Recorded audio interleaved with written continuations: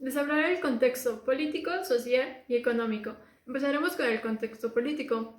En este se crea el culto a la razón promovido por los filósofos ilustrados, el cual conllevó a un rechazo del dogma religioso, y fue considerado como de origen de intolerancia. También la ilustración representaba el deseo de los filósofos de la época de razón, lo cual era racionalizar todos los aspectos de la vida y del saber humano. El siguiente es contexto social. En este hay una necesidad de fundamentar su pensamiento en la razón. Hay una fe ciega en la experimentación, un odio al absolutismo monárquico. El arte fue considerado, además de un problema formal, un problema de sentimiento. Existen reglas normativas, imperian ideas como el amor, respeto, confianza y la solidaridad entre sí. El arte se hizo así más accesible y con menos pretensiones. El siguiente es el contexto económico. El siglo XVIII fue una época de progreso del conocimiento racional y de perfeccionamiento de las técnicas de la ciencia. También fue una época de enriquecimiento que potenció a la nueva burguesía. Se mantuvieron los derechos tradicionales de los órdenes privilegiados. La historia del siglo XVIII consta de dos etapas diferenciadas. La primera supone una continuidad del antiguo régimen, y la segunda, de cambios profundos que culmina en la Revolución estadounidense y la Revolución francesa. Dentro de la tipología tenemos iglesias, palacios, jardines, museos, monumentos, teatros, panteones, basílicas y templos. Ahora hablaremos sobre el neoclásico en Francia, donde sus principales características son los edificios que buscaban expresar o romper con el estilo barroco, el uso de columnas y frontones de distintos órdenes clásicos. El neoclásico en Francia se divide en 6 periodos. El primer periodo corresponde a los reinados de Luis XIV y Luis XV, el segundo al reinado de Luis XVI. En el tercer periodo tenemos la arquitectura visionaria, en el cuarto periodo la Revolución y Primera República, prosiguiendo con el Consulado y el Primer Imperio, y por último la Restauración Borbónica. Dentro del primer periodo del reinado de Luis XIV y XV, las fachadas eran clásicas, aunque sus interiores todavía conservaban características propias del estilo barroco. Las fachadas eran cuidadosamente ritmadas y equilibradas por hileras de ventanas y columnas. En los ambientes interiores se distribuían de acuerdo a su función y perdían la cualidad de ser simétricos. Podemos ver algunos de los arquitectos más destacados de esta época. Como primer ejemplo tenemos la fachada oriental del Palacio Louvre, que primeramente era un encargo al arquitecto Bernini. Sin embargo, el arquitecto francés Claude Perrault fue el que dio la propuesta con esas características de retomar los órdenes clásicos. Podemos apreciar en los distintos ejemplos cómo existe esta armonía rítmica entre ventanas, columnas y el uso de frontones y cúpulas combinadas. También podemos destacar el uso de esculturas para adornar las fachadas, como se hacía en el barroco, y que las columnas son de una característica monumental. Una vez dejada atrás esta primera etapa y ubicándonos en el segundo periodo, que es el reinado de Luis XVI, encontramos que las características particulares en tanto fachadas como espacios interiores es la sobriedad y poca ornamentación. También comenzamos a ver cómo existen alteraciones en los órdenes clásicos, al igual que en la época del Renacimiento. Otra característica dentro de este periodo es que se dejan de usar formas ornamentales y se da paso a plantas circulares o de algún otro tipo de trazado. Como podemos apreciar, las fachadas cada vez van asemejándose más a este movimiento del Renacimiento mediante el uso de columnas tanto jónicas, corintias principalmente. Ya dentro de esta época se empieza a desaparecer el uso de esculturas para adornar las fachadas. También podemos ver cómo empiezan a aparecer otros elementos propios de la arquitectura clásica, como son los triglifos en los entablamientos. Pasando a un periodo muy interesante que es la arquitectura visionaria, aunque muchos de estos proyectos se quedaron únicamente en papel y nunca se llevaron a la construcción o fueron destruidos, esta arquitectura planeaba ser una arquitectura parlante, es decir, simbólica, al punto de comunicar su propia función a través del uso racional de las formas, lo cual provocó que fuera una arquitectura de gran influencia para futuras épocas. Podemos ver en las fachadas que son totalmente sin ornamentación. También podemos destacar que dentro del razonamiento de los sistemas constructivos que se tenían en esa época, eran impensables este tipo de proyectos debido a sus características, tanto en tamaño como en forma. Posteriormente pasaríamos a la época de la Revolución y Primera República. Como sabemos, durante esta época de guerra, el desarrollo de la arquitectura fue casi nulo, por lo cual, en lugar de existir nuevos desarrollos de edificios, más bien se fue orientando hacia la restauración de los ya existentes en periodos anteriores. Pasando al quinto periodo, que es el Consulado y Primer Imperio, una vez que Napoleón llegó al poder, se consolidó este estilo del imperio, donde se desarrollan fachadas neoclásicas uniformes. El desarrollo también crece en la arquitectura civil y la arquitectura adquiere un nuevo significado, donde se magnifica el poder político y militar del Estado. Es aquí donde encontramos los famosos arcos del triunfo en distintas ciudades de Francia y fuera de ellas. Estos arcos estaban cargados enormemente de simbolismos militares. Estas intervenciones estaban cargadas de gran simbolismo militar, ya que en sus fachadas se representaban batallas o se representaban historias de soldados o héroes para la nación.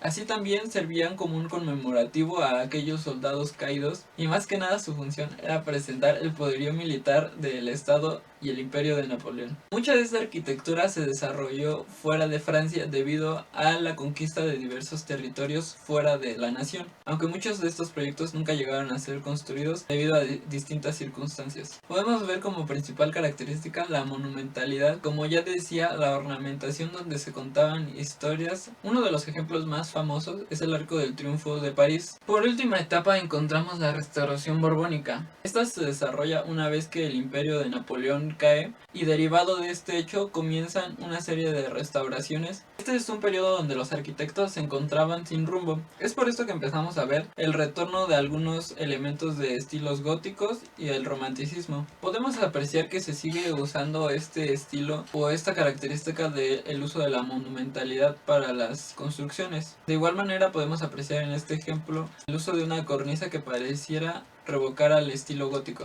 De igual forma, en este ejemplo podemos ver que las torres de los campanarios presentan cualidades similares a las que se desarrollan en la arquitectura gótica, combinadas con columnas y frontón del neoclásico. De igual forma podemos ver en este ejemplo cómo eran modificados los órdenes, ya que se ven columnas con fustes lisos. ¿Qué tal? Hoy les voy a hablar un poco sobre lo que es la arquitectura neoclásica en Inglaterra. La transición del neoclásico en Inglaterra se hace a través de dos vías. La primera fue la arqueología. Esta fue importada de Francia e Italia con una gran diferencia en Inglaterra. La ruina se ve bajo el prisma de lo pintoresco y emocional. Esta es una fuente de inspiración. La segunda vía fue la filosófica, mediante la vía de las emociones y no de la razón. Aquí entra el jardín romántico inglés ideado por William Chambers o las country houses. Dentro de las características más importantes del neoclásico en Inglaterra son las siguientes. Se recupera el gótico y se desarrolla una arquitectura contraria. Se busca provocar sentimientos en el espectador, por lo que se usan nuevos materiales y es la antesala a la revolución industrial. Tiene influencia de las tradiciones griegas y la arquitectura renacentista palladiana. Algunos autores piensan que el neoclásico inglés es una continuación del Renacimiento debido al escaso desarrollo del barroco. La introducción del estilo neoclásico en Gran Bretaña fue de Sir Chambers y los hermanos Adams, que diseñaron casas rurales siguiendo el modelo de villas de Palladio. Los hermanos Adams extendieron por toda Inglaterra un método decorativo de interiores con temas sacados de la arqueología. Dentro de los arquitectos más reconocidos del neoclásico en Inglaterra tenemos los siguientes: William Kent, Robert Adam, James White y James Stuart.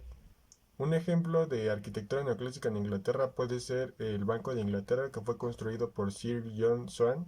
La concepción del edificio parte de una eminente preocupación funcional por la distribución racional de los espacios y de un sentido de elegancia arquitectónica basada en la claridad lineal y en la moderación de los ornamentos. Otro ejemplo puede ser el Museo Británico, construido por Sir Smyke. La fachada tiene un estilo neoclásico inspirado en la arquitectura griega con columnas jónicas y un gran pórtico. Cuenta con dos cuerpos laterales de enorme presencia. El entablamiento no tiene decoración en arquitrabe y friso. En su parte superior culmina con un frontón creado por el escultor Richard Westham. Arquitectura neoclásica en Alemania. El estilo neoclásico entra en Alemania 10 años después de que nació en Francia debido a la fuerza de la que gozaba ahí el estilo barroco. Al principio lo hace de manera muy tímida, dando lugar a una mezcla de elementos neoclásicos y barrocos en las construcciones de iglesias y palacios. Cuando se produce la Revolución Francesa, sus ideas llegan a Alemania y con ello se despierta el interés por el arte clásico. Las tendencias en Alemania primero pasan por una etapa romana y luego se dirigen a la asimilación de las formas griegas. La obra que introdujo con fuerza el neoclásico en Alemania fue La Puerta de Brandenburgo en 1789. Entre las características arquitectónicas más importantes tenemos que los alemanes, gente de elevado rigor científico, hacen suyas enseñanzas grecorromanas con gran pulcritud, asimilando las formas constructivas y el arte antiguo de forma tal que se convierte en el modo habitual de expresión de los arquitectos alemanes. La arquitectura neoclásica alemana se distingue por usar la línea recta y las superficies planas, combinado con figuras geométricas simples como cubos, esferas y cilindros.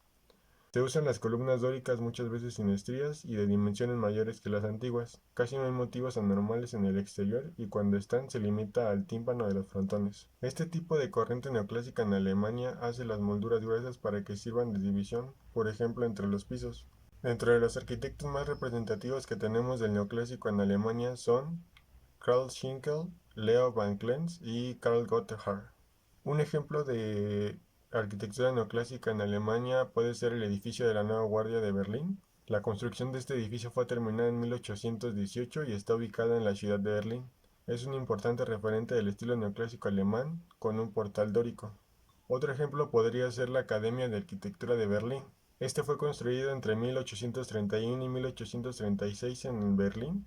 El momento en el que se finalizó la construcción de este edificio era el más moderno de Europa y destacaba por su novedosa utilización de la estructura metálica que le permitió alcanzar varios niveles de altura. Por último, tenemos la Plaza del Rey. Es una plaza destacada de la ciudad de Múnich, en Alemania. A la plaza se abren un grupo de edificios neoclásicos, cada uno muestra de uno de los órdenes clásicos y con una función diferente.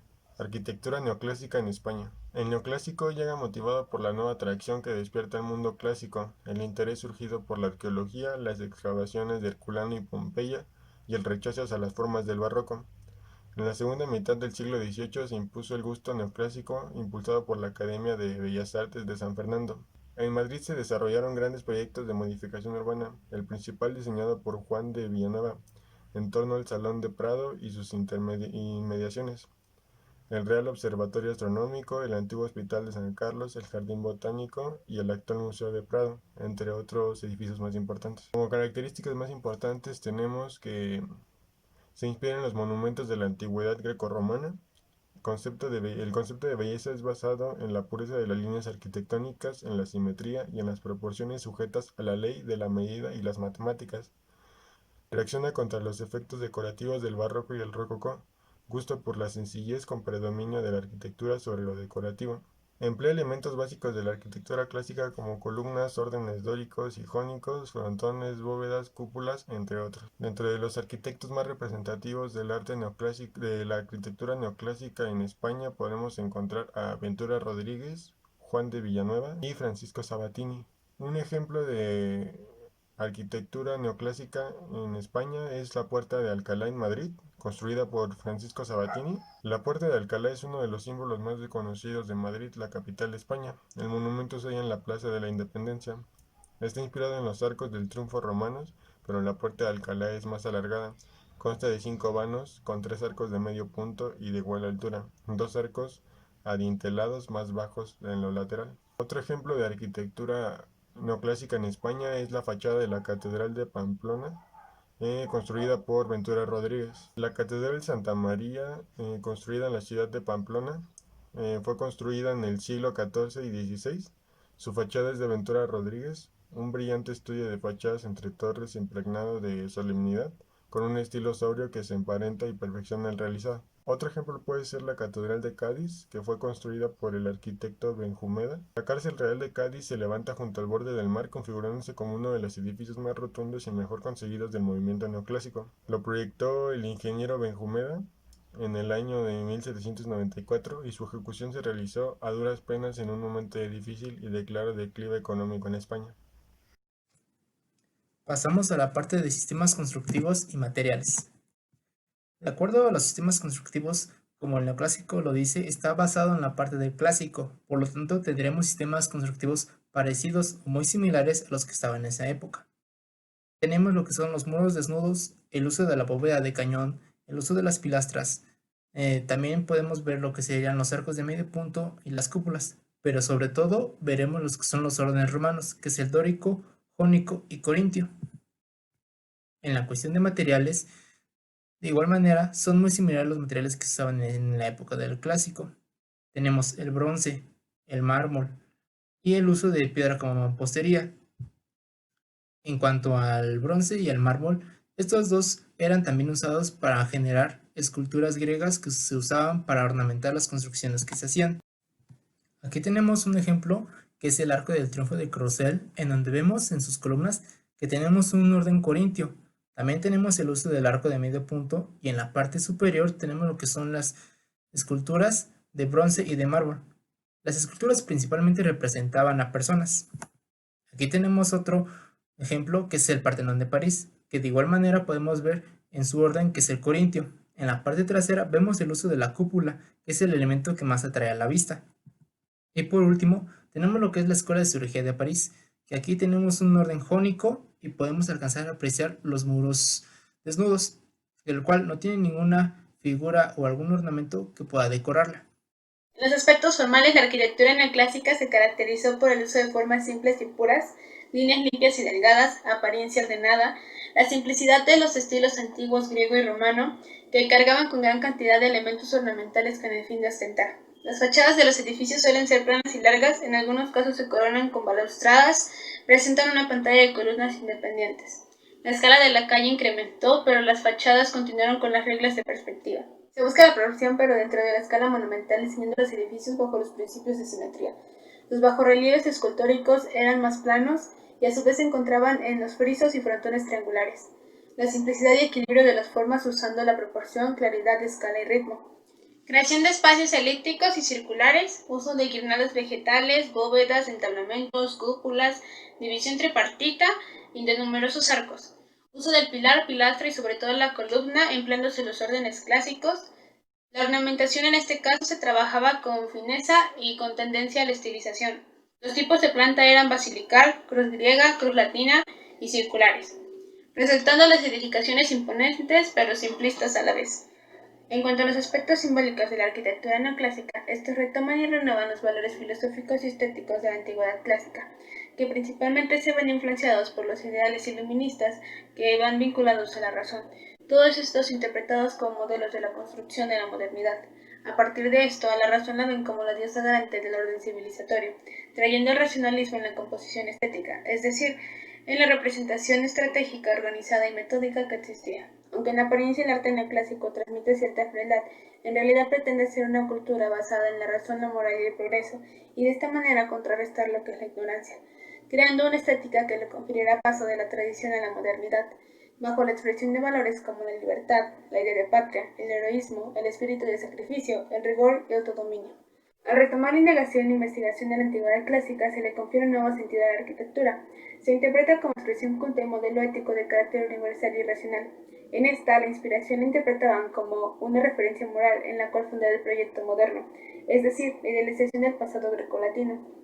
Entonces, con la antigüedad clásica como modelo, resurge el interés por la proporción, el equilibrio y la simetría, valores propios del arte griego del periodo clásico, mismos que fueron entendidos como metáfora formal de carácter moral, es decir, pretendían simbolizar por medio de la forma el código de valores de la civilización moderna, y de esta manera los artistas neoclásicos rechazaban el eclecticismo, la especularidad y el exceso decorativo del barroco y rococó. También se abordan especialmente temas de la historia grecolatina, de la cual toman los modelos morales, el republicanismo, la Revolución Francesa y la mitología romana como alegoría de la virtud. La escultura era utilizada como exaltación de la belleza ideal. A través de ella expresaban un equilibrio formal, la sutileza en la representación de la expresión emocional y en un carácter más general, la pureza. Las grandes construcciones basan sus formas en dos máximas fundamentales de expresión, la elegancia y la sobriedad. Además de esto, proliferan las construcciones que contribuyen a la mejora humana, y de esta forma cada una de sus partes tiene una función esencial y práctica que en conjunto expresan un carácter monumental.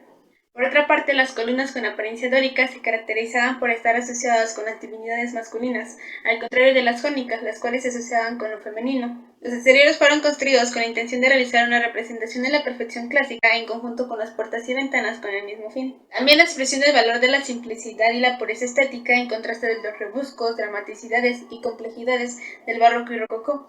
La imitación de la naturaleza tomándola como modelo de todo y la impresión de gracia y equilibrio. Esa es la importancia del neoclásico. Toma lo clásico, lo sencillo pero hermoso, y lo pasa a una nueva etapa, creando así nuevas artes. Haciendo la razón mucho más importante que los sentimientos, esta nos va a llevar a la verdad, rompiendo con todo el drama y la cantidad de detalles del barroco.